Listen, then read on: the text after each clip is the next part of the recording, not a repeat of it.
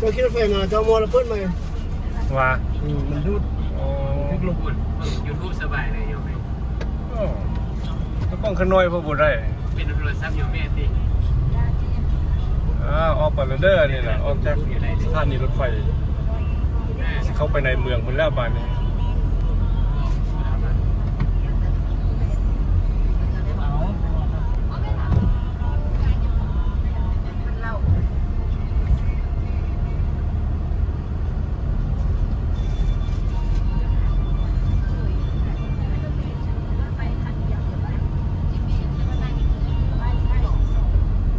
จักนาทีออกจากนี้ไปฮอดในเมือง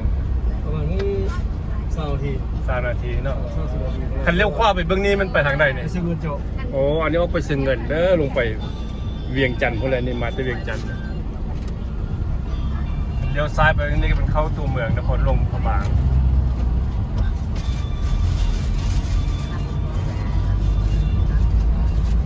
สถานีอยู่หลวงพระบางนี่คือคืนได้เลยมันซ่องฟ้าคางแม้แต่ห้าม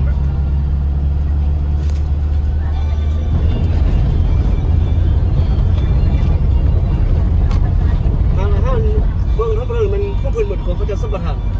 เขาจะเศร้าอันนี้นะคนผู้ทันเนาะมันเหมือนธุรกิจเนาะเบื้องกำลังตั้งมาบ้านเร็วดิหรือว่าเราสัมปทานแล้วแต่วันนี้คนมาเศร้าต้นเนาะเราพนักงานเขาจะมาเก็บเงินอ่ะเราเป็นผู้สร้างคือเราก็จะเศร้า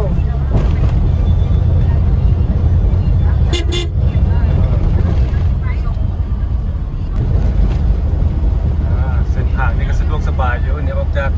สถานีไปห้างในเมืองนี่ก็ประมาณ20 นาทีทางปูยางสะอาดสะองดีก็บ่มีกี่ฝุ่นคือตะกี้แล้ว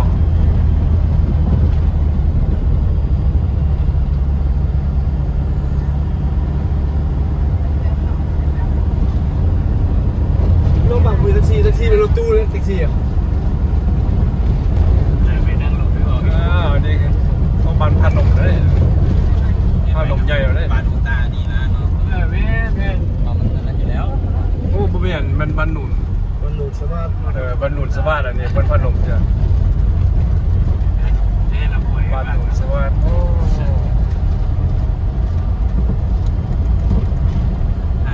ลายฟ้าลายปีบ่ได้มากันต่างหูต่างตาโดนๆมาทีนึงจะไม่ใช่เบ็ดที่วัดกันแย่แบบน้องในวัดน้อง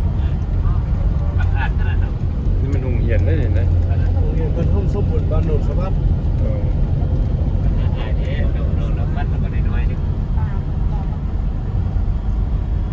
ตะกี้บ้านน้อย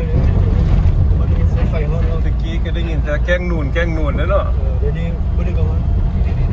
เห็นรถแกงหนุนคนน่ะเห็นไม่ได้มาจากเจอได้ทางเดี๋ยวนี้ครั้งแรกได้เลย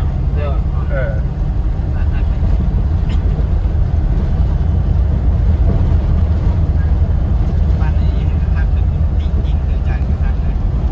แล้วอยู่ผู้ใส่ง่ายก็ต้องมาอยู่แถวมีมันแล้วเนี่ย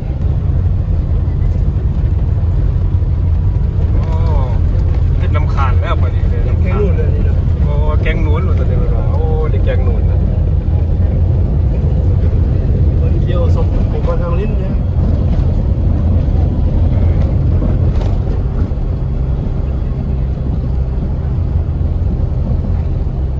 ก็จะเว้นดีเนาะต้นไม้บังที่มันยามนี้พี่เห็นดี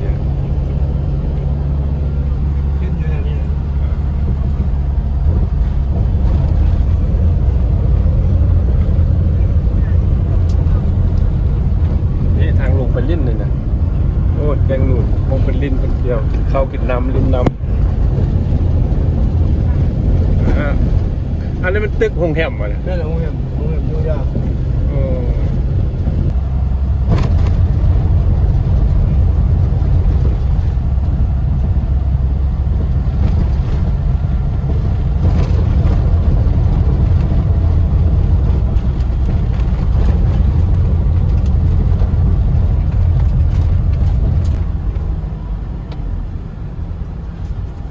ถ้าไปพุ่นมันไปแสน เข้าในเมือง พุ่นก็เข้าในเมืองกัน แม่นเพราะว่าเดี๋ยวนี้เขาจะแปลงทางเขาจะเบิ่ไป โอ้ปกติมันไปทางพุ่นสิวะ นั่นแหละเพราะว่าไปทางนั้นบิน วันนี้โค้งมาเลยพี่ ก็ทำมาได้ มาได้ ก็ปล่อยให้แต่คน วันนี้ไปทางนี้แล้วมันไปฮอดเส้นอยู่ฮอดเส้ อั น นนี้จะเหมือนลำบากปังมอง ทางนี้นี่ไหนเราเนี่ยมันโค้งมาดินะ โดนจอมันไม่ได้ห้องจะไปตัดเดินบิน โอ้ไปอ้อมเดินบินแล้วเข้าเมืองเจ้า เขาบ้านเมืองอ่ะ เดินน้ำขาดอันนี้มันอยู่กองอันน่ะแกงหนูนแล้วมันเดินมองแกงหนูนเนาะโธ่มองเป็นริมไปใกล้ไปเลยมาทางนี้ก็เห็นวิวงามเลยทางเส้นนี้แล้วมันทางตัดออกไปไปบ้านตัวนี้ไปบ้านพริกยังจะไปบ้านเมืองพลไซก็ได้กลับขึ้นเลี้ยวขั้วแล้วก็ไปเชียงเงิน โอ้ซอดกันเมื่อทางวันนี้เนาะลงทางกับบ่ยากเนาะไปนั่นเลยก็ซอดกันหมดอันนี้ได้บ้านยังไงนะ อันนี้ก็วังเงิน ฝั่งเงินเนาะ เขาก็จะกินเจียงเลยบ้านเราซุ่ม แสดงว่าเป็นมันตั้งไม้วะนี่ บางจัดสั้น มันสั้นมันมันแต่เราสู้มาอยู่นี่หมดเนาะ ซุ่มก็ดีนู่นก็ดีกดกันแล้วดี อันเราสู้อยู่อันน่ะบ้านเมียก็ตะกี้ให้เรามันอยู่เนี่ยนะทางไปอันน่ะเราสู้ที่ว่ามันมีบ้านนึงที่ไปว่าปัญญาทึบน่ะตะกี้หั่นน่ะ บางอย่างมากเลย ว่ามันยังไม่ไปใส่หมดแล้วอยู่นั่นคือเก่าอ่ะ ก็ย้ายหมดแล้ว ย้ายนี่หมดแล้วอ่ะตะกี้มันมีเราสู้ก่อนบ่คนย้ายมาอยู่นำกันนี่หมดแล้วพวกเนี้ยน่ะ บางคนมาอยู่นี่บางคนก็มาอยู่แค่เนาะก็มีง่ายบอลไปแล้วก็จัดให้คนมักไปแล้วมันจัดให้เลย เดี๋ยวนี้เวียงไม้บุมีแล้วเนาะสักส่งเนาะ ยังมันก็เป็นบ้านอยู่จะมาบุมีแล้วเหรอซุ่มตีภาษาเนี่ยบุมีแล้ว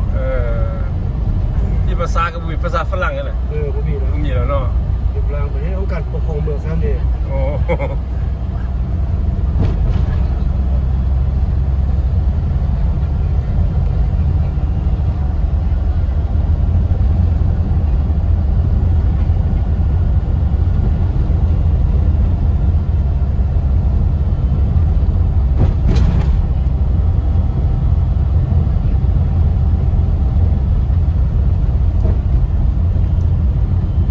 แถวบ้านจัดสรรมันแถวนี้บ้านใหญ่เลยถนนจัดสรรมันอยู่แถวนี้ จักจะไปโฮสพูดเลยเพราะโดนจองมีเส้นทางรถไฟมันก็ข้ามไปข้ามบนพูดละบ้านนี่แหละสุดนี่เมืองแล้วก็มีเส้นรถไฟข้ามคลองเลยข้ามคลองไปตกใส่เมืองลำพูน แถวนั้นมันเป็นดอทจอแล้วนะ บ้านพลใส่เบอร์เดี๋ยวนี้ บ้านคนใส พลใส่ ฟอนใสเนาะ ทางพลใส่ไปทางเกียงเป็นวุฒิโดนพลใส่บ้านพลใส่ ป้าผูภาพผูแล้วก็ป้าแถวนี้เป็นบ้านคนมาแล้ว ที่บางคนป่วยมาเป็นเฮตุลประทานเมื่อผู้สร้างนี่ ผู้สร้างตัวนี้นะได้ยินแต่ได้ยินแต่ซื้อผู้สร้างเนาะป้า ที่แล้วลุงสาวลุงไม่ยังเป็นบ้านหมดเลยดี จะเป็นบ้านเป็นคนมาอยู่หมดแล้วเดี๋ยวนี้ผู้สร้างเป็น บ้านเป็นเดิมมา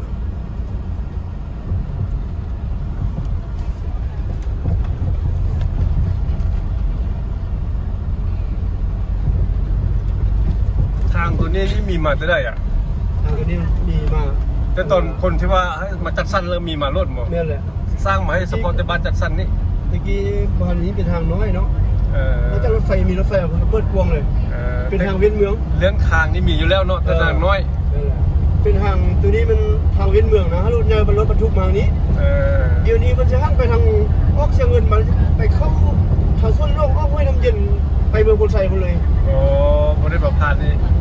ตัวนี้มันถ้าว่าเข้าในเมืองแล้วก็ได้แล้วทีนี้ พวกคนขยายมาอยู่ที่ไร่ไปเลยเนาะจะเป็นไรเมืองแล้วมันจะไปนี่คือเห็นบ้านผู้สร้างคำนี่กินเมืองผู้สร้างนี่ สร้างคำเนี่ยเรื่องผู้สร้างก็อยู่แถวนี้เนาะตัวเป็นตัวเมืองไปแล้วสมพรแล้ว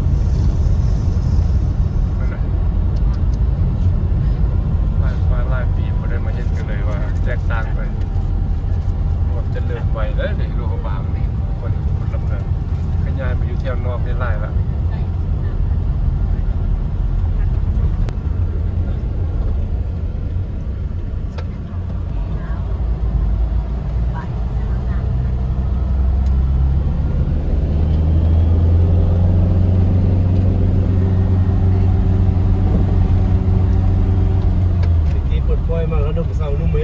อุตส่าห์มานอนเลยพี่โอ เจ้าก็ได้มาหนองพุ่งอ่ะ มาแล้วว่า ว่า ก็คือสิอย่างน้อยแล้วตอนนั้นปล่อยไป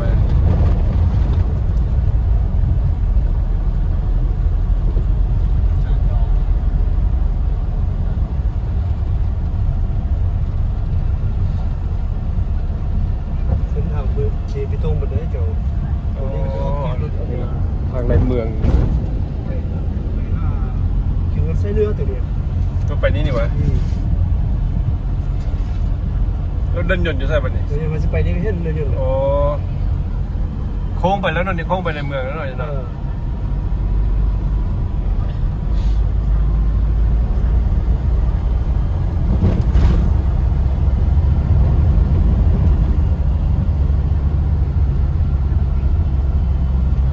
เดินลากมา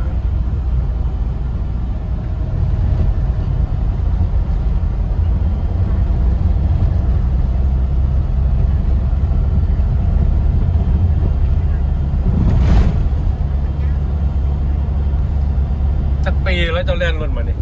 เพิ่นไฟมันได้ก็มาแล่นอยู่นี่ประจำรถนี่ซ่านี่เลย4 ปีนี่หรอ 4 ปีแล้วเนาะ รถไฟมัน4 ปีเดียวเด้ โอ้ แต่ก่อนขับอยู่สถา ซื้อไม่ยังเจ้า ซื้อ 4,000 4,000ผู้ใดได้มาโลกเขาบางมียังติดต่อ5 i4,000 นี่เด้อเบอร์โทรหรือว่าเบอร์โทรต้องมีเบอร์ เก่าเป็น8 68 22 เก่า 988682229ติดต่อหาเพิ่นได้เด้อผู้ใดต้องการไปหันมานี่นะเพิ่นมีรถตู้เปิดแอร์เย็นๆให้ใช้บริการนะ สนามบิน โอ้อันนี้เนาะสนามบินอ่อนนะเด้นี่โอ้สนามบินนี่ก็ใหญ่ตะกี้เป็นตู้ป๊อกๆของได้สนามบิน ยิงลงเลยนั่นแหละ อันนี้บูอิงลงได้เลยเนาะสนามบินมันก็สร้างใหม่ใหญ่เทียบเท่าอันนานาซาดเลยแล้วก็เป็นอินเตอร์เนชั่นแนลแล้วได้บ่สนามบินหลวงพระบาง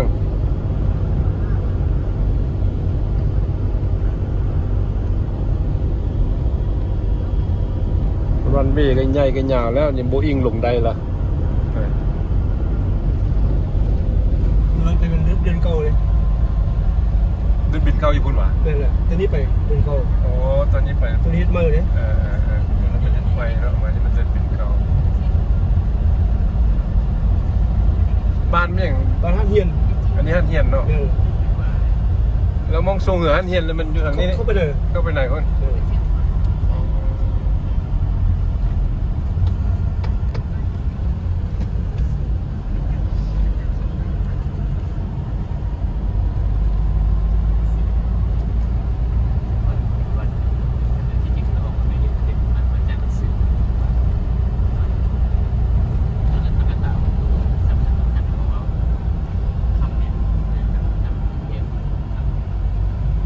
่ยโซเหนือก็เข้าหอมบ้านนี้ เข้าห้อมตัวนี้ลงไปลุ่มไปพุ่นเนาะ เดี๋ยวซ้ายเข้าไปกัน ยังมีอยู่อ่ะ นี่มีสุปีแล้ว อันนี้ก็ห้อมบ้านฮันเฮียนไปพุ่น นี่เดือนเก่าตะกี้มาเข้านี้ อันนี้มันรถยนต์เก้านี่ นี่เป็นเส้นทางอาหารเนี่ยเนาะตัวนี้เป็นปรุงแต่งมานี่นี่ อ๋อ เป็นเส้นทางอาหารจีนและสมบัติอาหารตำบลนี่ ลายก็เป็นแต่จีนเนาะมาสัมปทาน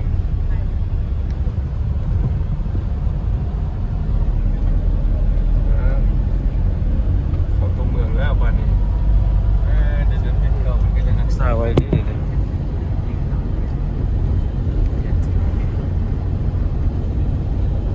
ตอนนั้นเขาโรงเรียนอยู่มัธยมประสาธิปไตยเคยมาทางหญ้าเด้อเขาแข่งงานเดินบินนี่2 กิโลเมตรเดินบินเก่านี่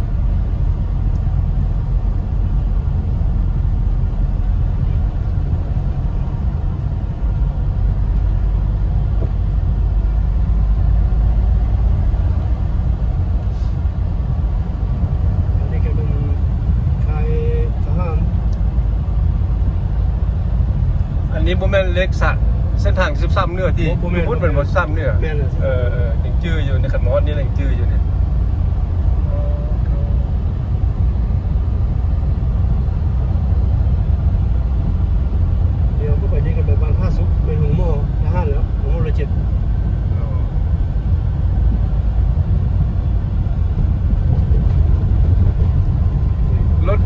เล่นเดี๋ยวนี้ทุกมื้อเดี๋ยวนี้วะ พรุ่งนี้สมือ คือ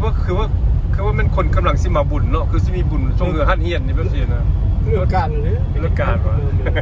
บางคนมาคือสิมาบุญอันช่วงเหือหันเฮียน อันนี้ยังบ่ไล่เฉยเนี่ยมาเทไล่มาก็ตัวเยอะเลย โอ้ซ้ำนี่ยังบ่ไล่เนาะ แม่น อันนี้มันยามเลิกการว่าซั่น ผู้จะไปท่านี้จะต้องไปเพื่อไปประมาณชั่วโมงเพราะว่าจะรถติด เออ ช่วงมากก็สักแปลงทางเด้ บ่ว่ายามได้ก็ยากคันสิไปสถานนี้แล้ว ต้องไปป้องกันไว้ 1ชั่วโมงล่วงหน้าเลยเนาะ นี่แหละ ของ ก็คือออกมาที่นี่มันก็เลยเป็นทางเล็บเว้นเมืองเดินสามมังกรเจอชื่อจะเดินนี้คันชื่อนี่ เดินสามมังกรแม่นมีมาได้เลยเนี่ย เดินตัวนี้ก็จะดูหลักไว้พวกทหาร อย่างนั้นอยู่เลยเนาะยังมีอยู่ได้เนี่ยมันก็บ่ได้เปลี่ยนแปลงยังมาเจือ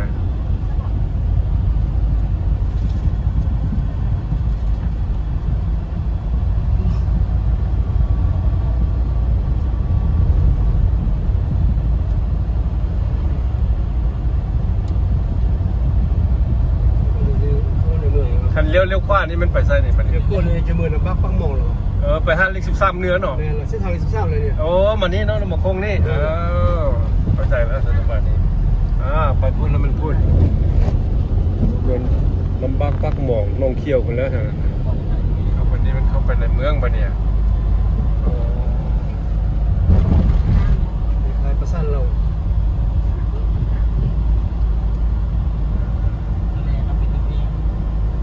วงเวียนน้ำพุวงเวียนอันนั้นฮอดเมืองงาตัวนี้นะ ก็เป็นแหละอันนี้เป็นส่วนลานซ้ำ โอ้ส่วนลานซางอยู่นี่นี่นะมีตัวซางส่องตัวอยู่นี่ส่วนลานซางมาผ่านวงเวียนแล้วไปซื้อมันไปขั้วน้ำขันเก่าเนาะ เป็นแหละ ไปขั้วเก่าเนี่ยนะเลี้ยวซ้ายนี่ก็มันไปขั้วใหม่เข้ามาในตัวเมืองขั้วเก่าขึ้นไปเข้าแล้ว ปกติก่อน ซื้อแล้วมันจะเอาวันนี้โอ้มาสอนพุทธอยู่ที่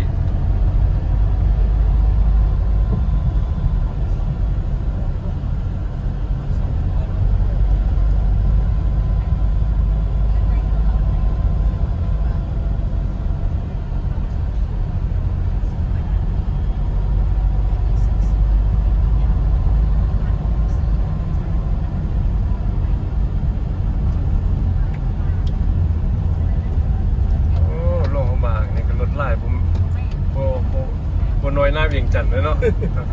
แท็กซี่บูมีแต่รถตู้นี่หมดก่อนรถตู้มันเป็นแท็กซี่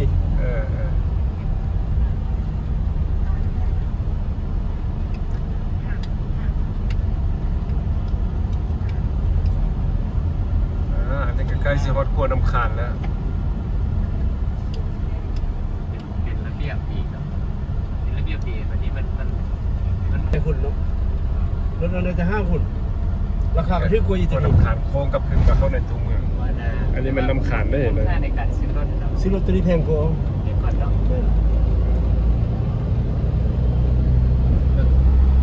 ปริมาณบางอย่างอะไร อันนั้นวัดพลเผาด้วยนะ แม่นแล้วพระธาตุพลเผาวัดพลเผาเนี่ย บางคนก็ทำโค้งบางคนก็ผลเผาแล้วคือสีดำสี โอ้นึกดำบันมาห้องที่พลเผาก็ห้องที่วัดพลเผานะ นั่นแหละ ซื้อแท้ซื้อนั่นนะเอาไปซื้อมันไปใส่หรอไปซื้อกัน ไปได้พูดกันนี่เอาไปรัด โอ้ได้ทางลัดมา เราเรียงมากันดีเนี่ย โอ้บ้านที่ว่ากันนั่นก่อนที่เราสู้กันน่ะมีทางลัดเข้านี่แล้วเนาะนี่เนาะไปจืดแล้วเขาเนี่ยไปจืดแล้วโอ้ยังไม่เลยวันนี้นะคือบุกเป็นอันนี้ตอนอยู่ยังไม่ปัญญาทึบนี่ยังมีอยู่ที่ มีแล้ววะเขาเดี๋ยวนี้เขาเว้นไม่ใช่ทิพย์เลยเนี่ย โอ้เว้นปัญญาทึบตัดออกใส่แล้วปะนี่ เขาวันนี้ก็ห้องเจห้องการปกครองเมือง โอ้ไปค่ายตะแลงมันตัวนี้ ปีหน้าเจอขนาดทางเข้ามาปันไทยบุษเอง ผมเรียกว่าเห็นกัน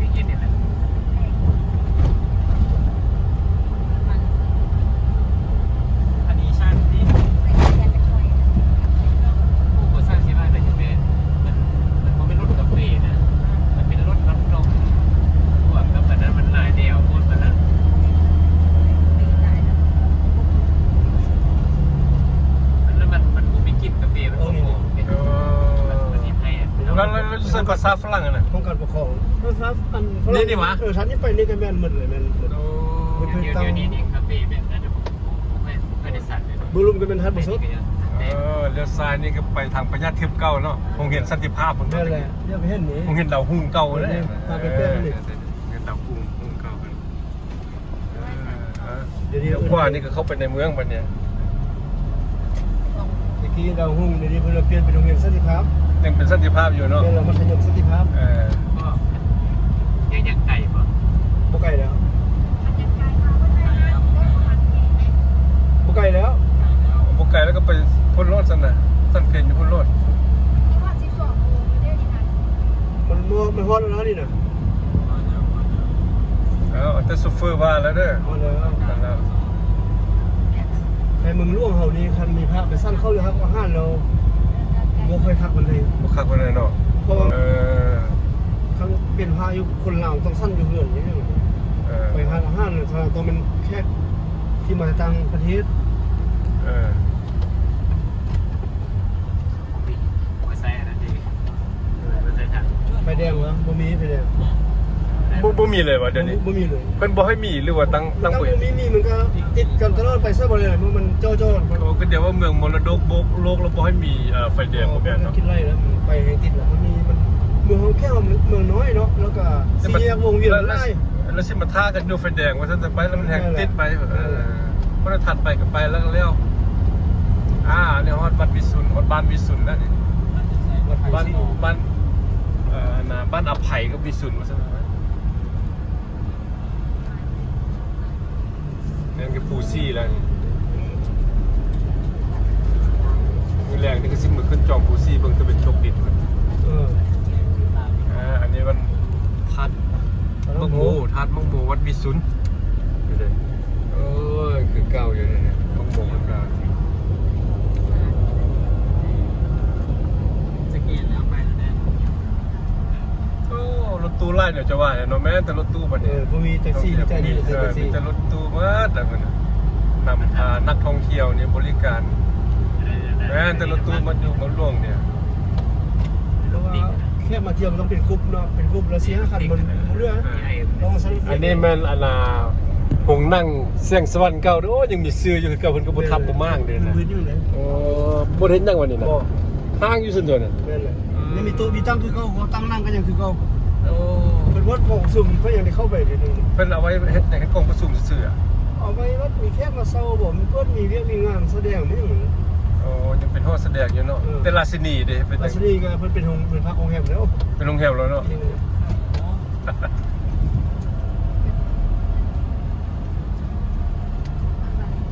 สิแยกครบงัวได้เนาะ แม่นแล้ว จังห้องสิแยกครบงัวกันอยู่อ่ะ แม่นแหละ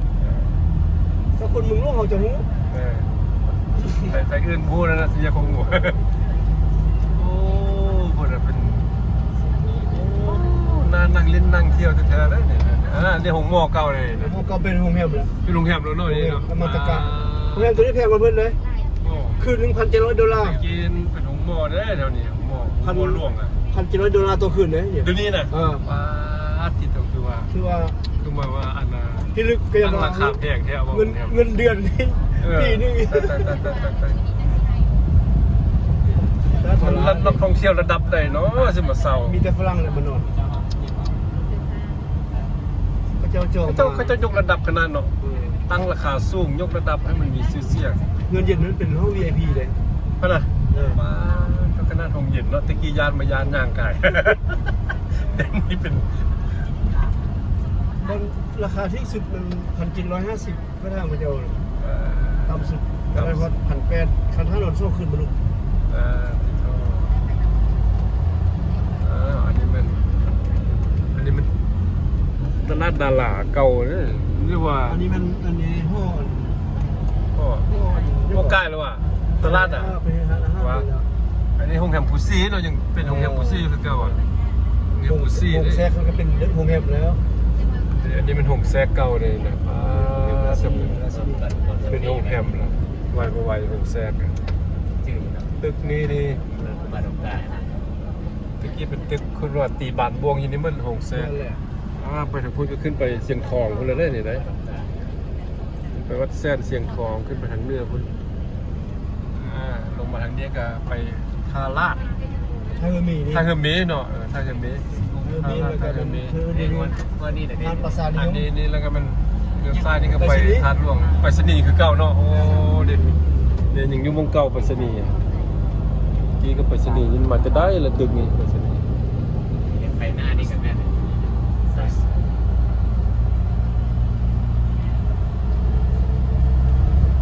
อาจารย์ก็บ่พักอยู่วัดทัดน้อยนี่เป็นวัดทัดไหนหรอ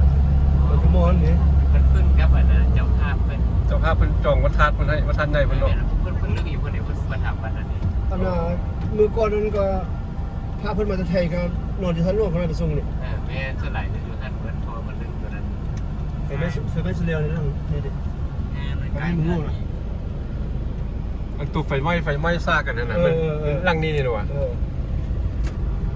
จิตร่างมันเลย โอ้ลามมาจิตหลังเพิ่นน่ะ อันที่ว่าจีนจูดหั่นน่ะ วิ่ง ที่สุด ยิงเทียนแล้วอยู่ในร่าง เล็กเนาะฮอดน้ำพุแล้วบัดเนี่ย เราการมา นางธรณีก็ยังยืนทั้งแง่งอยู่คือเก่าเลยวันนี้ไปใส่นางธรณีฮูดพุ่ม อยู่ไทยอะไรพี่โอเคไทยไป อันนี้ห้องการแข่งเก่าเลยเนี่ยยังเป็นห้องการแข่งคือเก่าโอ้ยังเป็นห้องการแข่งคือเก่าเนาะห้องการแข่งตะกี้เหมือนกัน นี่เป็นเจ้ากลางเต็นท์นี่ ฮอดแล้วโอ้ต้นข้ามตัวนี้ยังอยู่คือเก่า ไฟไม่เสียกันนี่หรอวะ ยังคงตัวได้ต้นข้ามตัวนี้แหละแต่มันก็บุปั๊มบุทิมได้ฮอดแล้วบัดเนี่ย เขาเป็นยังติดกันนั่นเลย อ้าวบ่ไปส่งครูบาสั้นเพจอยู่นี่ติ เอาคนลงนี่เลยก็จะส่งกันต่าง วะคนลงนี่ก่อนเนาะอันนี้ก็มาอยู่บ้านทัดหลวงต้นมะขามนี่ก็ยังคือเก่าเด้อนี่นะต้นมะขามตะกี้เคยย่างไปย่างมาอยู่แถวนี้ตอนอย่างน้อยนี่มีมาเจอคนละระบบเก่าเลยนะ45-50 ปีผ่านมาแล้วก็ยังเป็นต้นมะขามอยู่นี่คือเก่าเพิ่นโบตัดโบราณไปใช้อย่างต้นใหญ่เพิ่มอยู่คือเก่าเลยนะ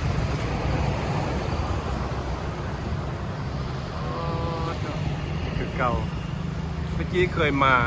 เปลี่ยนแปลงรถอยู่นี่มีกะลารถหนึ่งอยู่นี่เนี่ยอยู่มองนี่นี่แหละเคยมาเปลี่ยนแปลงรถจักรอยู่แถวนี้เดี๋ยวนี้เพิ่นก็เฮ็ดเป็นห้องแถวคนเศร้าหมดแล้วก็ยังคือเก่าอยู่เนี่ย